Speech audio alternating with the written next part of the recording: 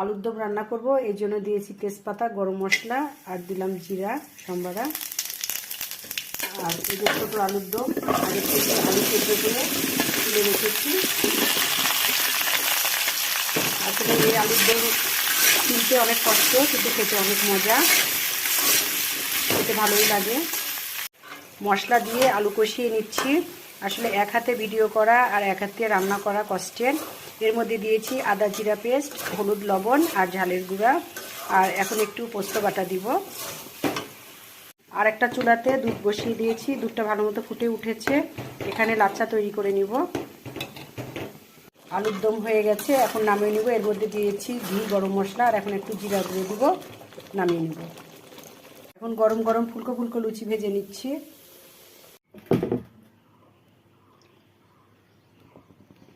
এটা অরেঞ্জের শরবত।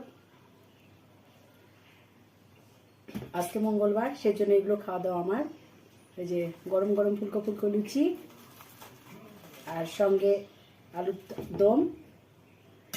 আসলে আলুর দমটা দেখে তো সেই সুন্দর লাগছে, খেতেও একটু চেখে দেখেছি, ভালোই হয়েছে।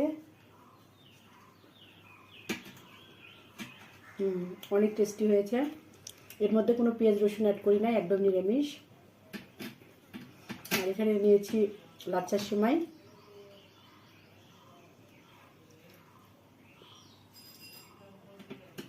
এটাও ভালো হয়েছে।